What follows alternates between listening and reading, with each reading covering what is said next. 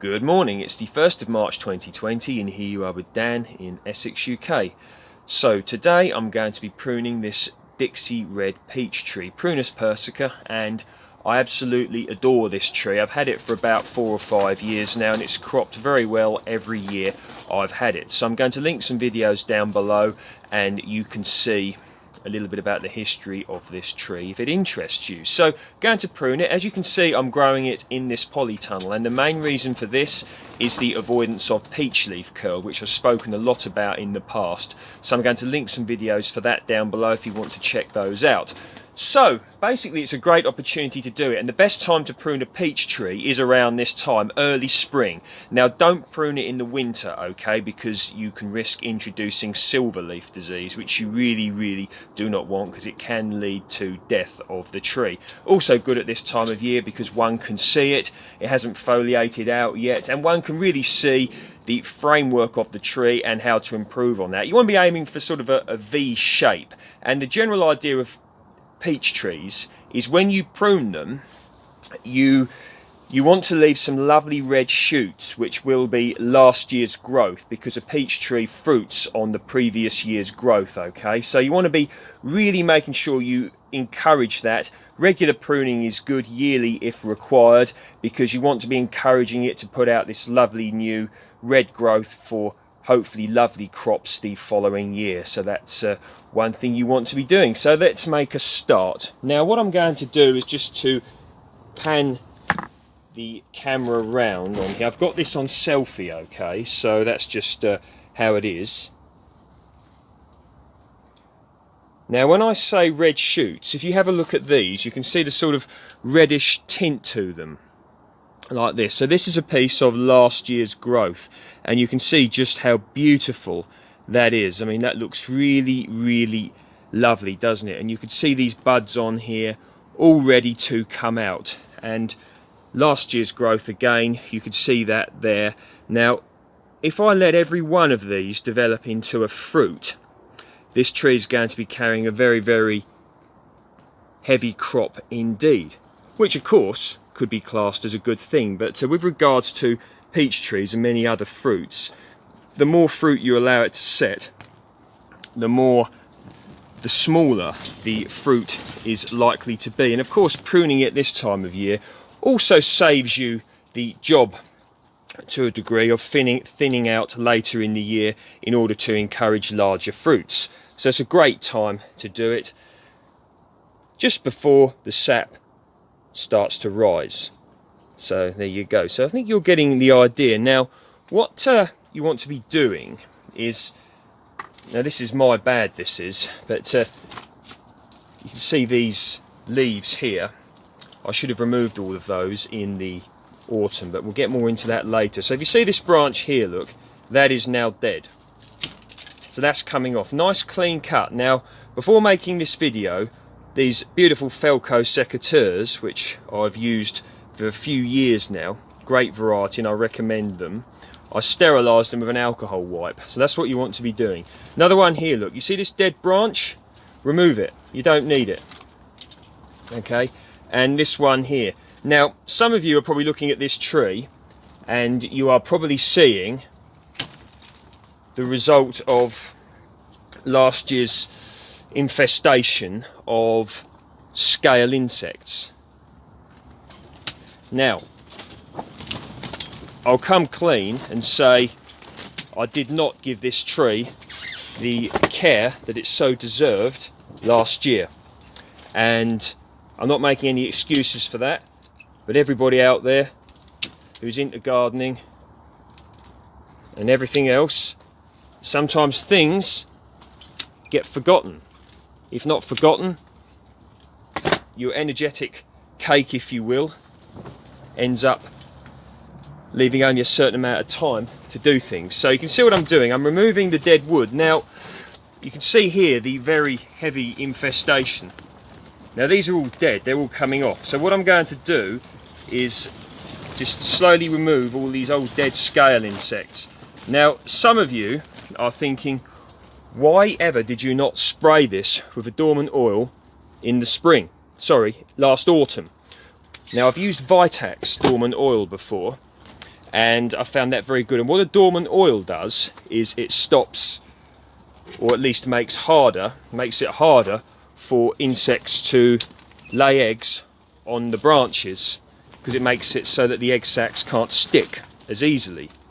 So basically I didn't do that, but I should have. Now, one reason I didn't do that is because I'm absolutely petrified of this tree getting peach leaf curl, okay? Because I've had peach trees before get peach leaf curl, and it's one of the biggest problems of growing peach trees in climates such as the UK. And this again is another reason why I'm not spraying it now, because I do not want to get this tree wet, because that's when the issues with peach leaf curl occur, particularly at this time of year when the tree is leafing out. And of course I could spray this, and also I don't want to be using chemical spray, but that's why I'm choosing not to spray this, because I do not want to risk letting the tree get wet. So what I'm doing is I'm slowly, just as I'm working on this, removing the old scale insects. As I said before, they're dead now. So you can see in the polytunnel up here, it needs to be pruned, simply because eventually it will escape out the top. So what I'm going to do is just remove some of the branches and allow it to just come down a bit. Now this is one thing, if you just left, let's say you were growing this in the open air, which I wouldn't in general recommend in the UK or indeed a similar climate due to the peach leaf curl, if you don't prune it regularly, what will happen is it will just keep growing up and up and up and up, and all your fruiting branches, this one for instance and this one, will end up in the sky, and you will need a ladder to get up and pick your fruit. Now that might be what you want, and I'm sure there are people out there with large peach trees in their garden that somehow they've managed to avoid the peach leaf curl, or indeed they're growing peaches in a country where peach leaf curl isn't an issue, then that's fine. But certainly, you know, if you want to keep your tree a manageable height, and it's totally necessary here in this polytunnel, simply because I can't allow it to break out. So some of these little branches I've pruned off here, they are indeed showing what I mean by the red shoots. Now this is a red shoot, okay, and if you can encourage these can end up giving you beautiful fruit the next year. Of course they will not all fruit, but you can just see the beautiful reddish tint on this one here, this piece of last year's growth, which is carrying an absolutely lovely display of flowers just waiting to come out, and all being well, if they set, a lovely crop of beautiful peaches. Now if you take a look at this one, this is a crossing branch, okay. Now one can consider removing that if they want, because as you can see it's crossing there, growing through there, making it congested, okay. Now one good thing to think of is you don't really want an overly congested tree, because you want to allow, you know, air to get through, and you can get better quality, less diseased fruit if you do that. And another thing you can also consider doing if you wish, so you see this branch here, this has grown down, okay. Now this might have been because, you know, it was carrying a crop last year or something like that, so therefore, you know, it grew down because of the weight of the crop, or indeed it's just probably grown that way because the branch has come out of this branch here. So you could also consider removing that if you wished as well.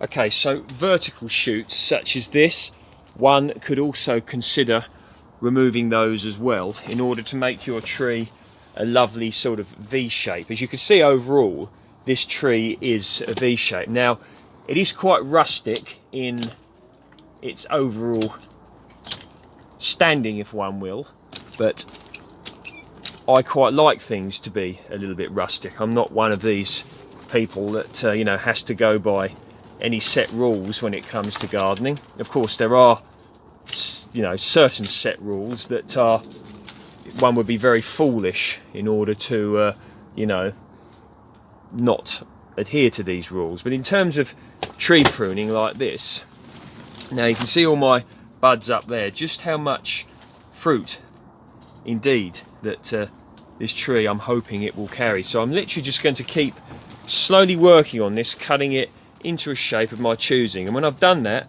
I will show you what it looks like. So for instance, let's say you wanted to prune this branch here. Now this is a piece of last year's growth, but it hasn't set fruit on it, which is fair enough, unlike this one here. Now what you want to do is you want to prune it just after an outward facing bud, okay, if you want to reduce the length of the shoots. Bits with dieback on, such as this one here, you can hopefully see that there. You could also, I'm going to remove this branch a bit lower, but you could also cut that below that at a bud well away from the dieback to remove that as well. So I'm just working on my section over here, thinning it out a little bit.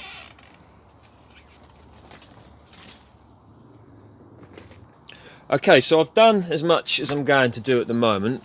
I like to do things nice and slowly and think about what I'm doing and just take my time. So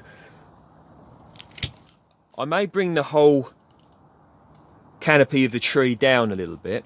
Now this bit in the corner here, I may consider leaving a little bit congested in terms of wood, and I'm going to leave this left side here, thin this out a bit, and I'm going to have the left side of the tree a little bit thicker than the right, because I like to carry out experiments just so that we can see the difference. Now this tree, I'm expecting to carry a beautiful crop this year. Peaches are self-fertile in general, so don't need to worry about a pollination partner. And in terms of growing a hardy exotic here in the UK, fully frost hardy, they're probably a good one to start with, in particular if you want to get into, you know, exotic fruit growing. Okay, so there we go. So that's the Dixie Red. I'm going to continue working on that. Remember the old scale insects on there? I'm going to continue removing those with the secateurs, however you want to say it, and just scrape them off like that. Now the trick is all gardeners will be aware of this, particularly the more you get into this subject and the more you get going on. Neglect can result in problems later on, and I will say that that was my neglect that made this infestation of scale insects worse than it needed to be.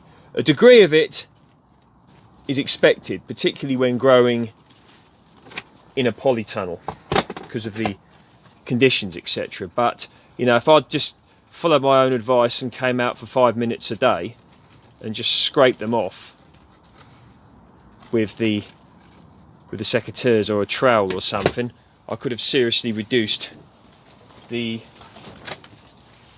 magnitude of the scale infection on the tree. But that's one of those things. I'm not perfect, as many of you are, I'm sure, well aware, and I don't claim to be. And I like to share my mishaps, my failures, as well as my successes, because we all have them. And I think any gardener out there that says they've never had a mishap is either incredibly lucky or not being totally truthful about that. So there we go. Now, got other varieties in here. I've got Peregrine, that's on St. Julian A. This is a much younger tree than the Dixie Red over there. And I've also got Lord Napier. So there we go. I'm going to continue. Going to be just reducing the canopy a little bit more, and excuse me, in my next video you can see what it looks like. So there we go. Hope you're enjoying your Sunday. Any comments, questions or whatevers, please feel free to post below. And 1st of March now, Spring ain't that far away, is it? And in some ways, it's already here. See you next time.